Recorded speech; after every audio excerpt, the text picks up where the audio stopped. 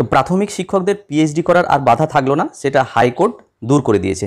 তো গত 29/7/2024 তারিখে এই নিয়ে একটা মামলার শুনানি ছিল কলকাতা হাইকোর্টে।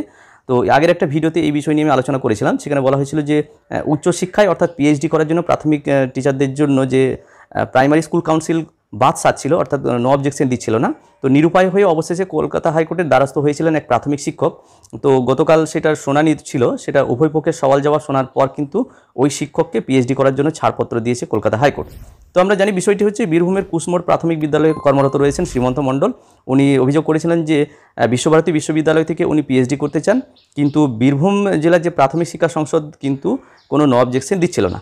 একাধিকবার কিন্তু আবেদন করেছিলেন, কিন্তু কোনো সাড়া দেননি। বলেছিলেন যে ওনাদের দাবি, মানে সংসদের দাবি, যে উচ্চশিক্ষা যে পিএইচডি করতে উনি চাইছেন, এই প্রাথমিক স্তরে শিক্ষাদানের জন্য এই পিএইচডির কোনো প্রয়োজন নেই। তো এই ধরনের ছাড়পত্র দেওয়ার কোনো সংস্থান ওনাদের নেই। তো হিয়ারিংয়ে উভয় পক্ষে শোনার পর কিন্তু কলকাতা হাইকোর্ট বলেছে যে কোনো মানে পড়াশোনা বা স্কুলে পাঠদানে মানে বিঘ্ন না ঘটিয়ে, কোনো হ্যাম্পারিং না করে উনি যদি পার্ট টাইম হিসাবে পিএইচডি করতে চান, তাহলে সেক্ষেত্রে ছাড়পত্র অবশ্যই দিতে হবে, মানে প্রাইমারি শিক্ষা সংসদকে দিতে হবে, এটা বলা হয়েছে। এবং বিচারপতি অমৃতা সিনহা এটাই রায় দিয়েছেন। তো এই কপি আপনারা দেখতে পাচ্ছেন, এটা আমি একটু নিচে গিয়ে দেখাবো। 29/7/2024 তারিখে কলকাতা হাইকোর্টের এই যে copy, Shrimanta Mondal versus the state of West Bengal and others. আমি একটু নিচে গিয়ে কি লিখেছে ঠিক সেই জায়গাটাকে আমি দেখানোর চেষ্টা করি। এই যে, the district primary school council is directed to issue the no objection certificate in favour of the petitioner for pursuing his part time PhD course.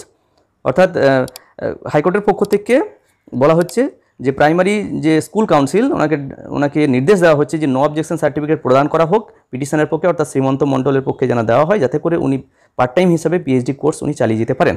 এবং এখানে নিচে আরেকটু কথা বলা হয়েছে, পিটিশনারের জন্য বলা হয়েছে যে উনি রেগুলার ক্লাসকে হ্যাম্পারিং না করে, অর্থাৎ শিক্ষাদানের যে নিয়মিত পাঠদান সেইটাকে উনি হ্যাম্পারিং না করে যাতে এই কাজটি করতে পারেন, পার্ট টাইম হিসাবে পিএইচডি উনি করতে পারেন। তো সেই জন্য ওনাকেও একটা আন্ডারটেকিং দিতে বলা হয়েছে, যাতে করে উনি আন্ডারটেকিংয়ে লিখবেন যে উনি রেগুলার ক্লাসকে হ্যাম্পারিং না করে এই কাজ উনি করতে চাইছেন। সেটাও কোর্টে জমা দেওয়ার কথা বলা হয়েছে।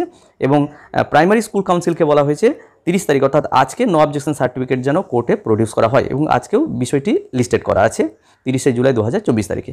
তো যাই হোক, এই মুহূর্তে তাহলে প্রাথমিক শিক্ষকদের জন্য পিএইচডি করার যে বাধা ছিল, সেই বাধা কিন্তু হাইকোর্টের বিচারপতি অমৃতা সিনহার পক্ষ থেকে এই রায় দেওয়া হয়েছে। এবং বলা হয়েছে রেগুলার যে পাঠদান, অর্থাৎ নিয়মিতভাবে বিদ্যালয়ের পাঠদানকে কোনো রকম ক্ষতি না করে যদি উনি করতে চান, তাহলে অবশ্যই করতেই পারেন। এবং সেক্ষেত্রে যে ডিস্ট্রিক্ট প্রাইমারি স্কুল কাউন্সিল অবশ্যই নো অবজেকশন দিতে বাধ্য থাকবেন। যাই হোক, অনেকে এটার আপডেট শোনার জন্য আমাকে কমেন্ট করছিলেন, তো আমি বিষয়টি আপডেট আকারে আমি তুলে ধরার চেষ্টা করলাম। যদি ভিডিওটি ভালো লাগে এবং কাজে লাগে, তাহলে অবশ্যই লাইক, শেয়ার এবং কমেন্ট করা যেতে পারে।